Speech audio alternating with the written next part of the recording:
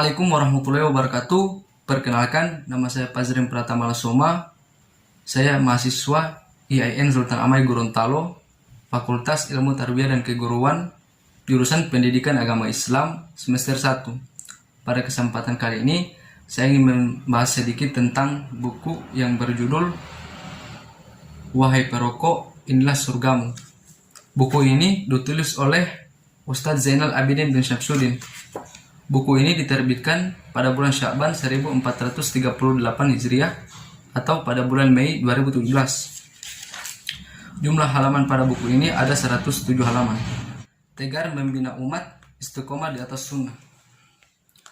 Rokok salah satu produk konsumen terlaris di dunia. Banyak memiliki pembeli yang royal dan pembela yang royal. Rokok memiliki arus perdagangan yang tidak pernah surut, bahkan berkembang pesat, karena para loyalisnya, baik dari kalangan tua maupun anak-anak, bertambah terus. Berbagai industri rokok menghasilkan laba yang fantastis, kendali politik, dan prestise yang luar biasa. Merokok memiliki banyak positifnya. Positif kanker, positif impoten, positif gangguan kehamilan dan janin. Dan yang paling mengerikan adalah positif keracunan. Selain itu, merokok membantu pemerintah untuk mengurangi kepadatan penduduk, karena para pelanggan terbaiknya tewas satu persatu. Menurut laporan WHO, merokok akan membunuh 1 dari 2 perokok. Demikian juga penelitian Departemen Kesehatan Masyarakat di Universitas Oxford menunjukkan fakta yang mengerikan. Setengah dari semua perokok akhirnya terbunuh oleh kebiasaan mereka. Andai kata para perokok berhenti atau berkurang, berapa banyak sarana pendidikan gratis yang bisa dibangun, rumah sakit gratis yang bisa didirikan, dan sarana umum seperti jalan raya, jembatan, gedung sekolah, dan masjid yang bisa diperbaiki, sehingga kemakmuran dan kesejahteraan tercapai. Sejarah tumbuh kembang tembakau. Kata tembakau berasal dari bahasa Spanyol tobacco, yang berasal dari bahasa suku Taino di Karibia, yang memiliki arti daun-daun kering yang dilinting.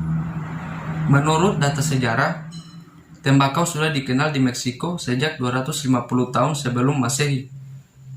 Kemudian menyebar ke Amerika Utara dan Selatan, khususnya di tengah suku Indian. Bahkan sejak abad pertama sebelum Masehi, suku Indian Amerika telah menggunakan tembakau dalam berbagai acara, misalnya dalam praktik religius dan pengobatan. Pada tahun 1518 Masehi, saat Christopher Columbus menemukan Pulau Bahama, Amerika dijamu oleh penduduknya dengan ramuan tembakau. Dialah orang Eropa pertama kali yang menghisap rokok. Kemudian, tembakau dari Meksiko dibawa masuk ke Eropa oleh seorang duta besar Prancis untuk Portugal. Monsieur dan Nicot menanam di tanam rumahnya. Akhirnya, namanya mereka menjadi populer untuk zat rokok yang paling berbahaya, yaitu nikotin. Negara penghasil tembakau terbesar. Food and Agricultural Organization atau yang disingkat dengan FAO mencatat bahwa rata-rata jumlah produksi tembakau di dunia setiap tahun mencapai 6,5 juta ton, yang didominasi oleh 6 negara yang diantara lain, yang pertama Cina, yang kedua Brasil, yang ketiga India, yang keempat Amerika Serikat, yang kelima Argentina, dan yang keenam negara kita yaitu Indonesia. Indonesia negara yang aneh dan ajaib. Mayoritas penduduknya muslim, tetapi tembakau merupakan komoditas terpenting perekonomian negara. Pemerintah mengantongi 80 triliun dari cukai rokok per tahun, yang rata-rata jumlah produksi tembakau sebesar 164,850 ton per tahun, dan Indonesia mampu menyumbang 2,67% tembakau di dunia. Negara perokok terbesar. Adapun urutan negara perokok terbesar dunia adalah yang pertama Cina, yang kedua Indonesia, yang ketiga India, yang keempat Rusia, yang kelima Amerika Serikat, yang keenam Jepang, yang ketujuh Brasil, yang ke-8 Bangladesh, yang ke-9 Jerman, dan yang terakhir, yang ke-10 adalah Turki. Menghisap racun mematikan. Bahaya rokok bagi kesehatan sudah banyak diketahui masyarakat. Akan tetapi, bahaya akibat merokok bagi kesehatan tubuh yang sudah jelas berbahaya diabaikan oleh masyarakat. Kenapa rokok berbahaya? Karena rokok mengandung zat-zat berbahaya sebagai berikut. Yang pertama, nikotin. Zat ini mengandung candu bisa menyebabkan ketagihan untuk terus menghisap rokok.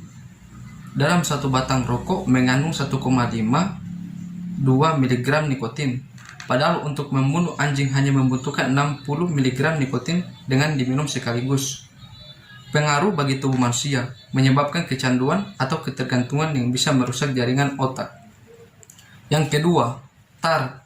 Bahan dasar pembuatan aspal yang mengandung benzoprine ini dan puluhan bahan kimia karsinogen yang dapat menempel pada paru-paru dan bisa menimbulkan iritasi bahkan kanker paru-paru dan kanker kandung kemih. Pengaruh bagi tubuh manusia: membunuh sel dalam saluran darah, meningkatkan produksi lendir di paru-paru, menyebabkan kanker paru-paru. Yang ketiga, karbon monoksida, yaitu gas yang sama dengan gas yang dikeluarkan kendaraan bermotor yang bisa menimbulkan penyakit jantung karena gas ini bisa mengikat oksigen sehingga sel-sel tubuh akan mati. Pengaruh bagi tubuh manusia: mengikat hemoglobin sehingga tubuh kekurangan oksigen. Yang kedua, menghalangi transportasi dalam darah. Surga kaum perokok. Tuhan 9 senti berkepala api alias rokok telah menjadi dewa bagi kebanyakan orang di Indonesia. Dan merokok sudah dianggap ritual sakral yang berhubungkan sunnah setengah wajib bagi sebagian kaum muslimin, mulai dari kiai dan santri ramai-ramai bersiat ke dalam segenap harta dan jiwa raga. Indonesia menjadi jannatun naim buat kaum perokok dan siksa kubur hidup-hidup buat mereka yang tidak merokok. Petani yang sedang bercocok tanam di sawah merokok, pemetik teh di kebun merokok, petani kopi dan cengkeh di ladang merokok, para pengurus RT dan RW yang sedang rapat merokok, wakil rakyat di gedung parlemen sedang rapat membuat undang-undang menguntungkan pengusaha rokok. Banyak juga anggota DPR yang merokok. Bahkan gedung DPR dinobatkan sebagai tempat paling tidak sehat karena rokok. Bahkan para artis dan penyanyi bisa ngetop karena disupport pabrik rokok. Padahal Allah mengajak hambanya agar tolong menolong dalam kebaikan, bukan dalam keburukan, sebagaimana dalam firman-Nya, wa ta'awanu 'alal birri wat taqwa wa la ta'awanu 'alal itsmi wal 'udwan wattaqullah innallaha syadidul 'iqab. Artinya, dan tolong menolonglah kamu dalam mengerjakan kebajikan dan takwa, dan jangan tolong menolong dalam berbuat dosa dan pelanggaran, dan bertakwalah kamu kepada Allah, sesungguhnya Allah amat berat sisanya. Quran Surah Al-Maidah ayat 2. Oleh karena itu, mulailah dari sekarang untuk berhenti merokok. Kenapa berhenti merokok? Banyak motivator pria merokok adalah agar kelihatan gagah dan jantan. Adapun wanita perokok hanya mengikuti tren masa kini. Sementara iklan rokok yang beredar menggambarkan sosok yang tren dan keren. Menurut mereka, rokok bisa mengatasi stres. Jika demikian, sebelum mencoba merokok, perhatikan dulu apa yang terkandung dalam sebatang rokok. Yang pertama, rokok adalah benda yang beracun yang memberi efek santai dan sugesti merasa lebih jantan. Namun, rokok mengandung bahaya yang sangat besar bagi perokok aktif maupun perokok pasif. Yang kedua, asap rokok mengandung kurang lebih 4.800 bahan kimia yang 200 diantaranya beracun, dan 43 jenis lainnya dapat menyebabkan kanker bagi tubuh. Beberapa zat yang sangat berbahaya yaitu tar, nikotin, karbon monoksida, dan sebagainya. Yang ketiga, asap rokok yang baru mati di asbak mengandung 3 kali lipat bahkan pemicu kanker dan 50 kali mengandung bahan iritasi mata dan pernapasan. Yang keempat, seseorang yang mencoba merokok biasanya akan ketagihan karena rokok bersifat candu yang sulit dilepaskan dalam kondisi apapun. Nah, jadi buat teman-teman, marilah kita sama-sama menjaga kesehatan kita dengan cara menjaga lingkungan dari asap rokok. Mungkin hanya itu yang dapat saya sampaikan. Lebih dari kurangnya saya mohon maaf. Wallahu musta'an. Wassalamualaikum warahmatullahi wabarakatuh.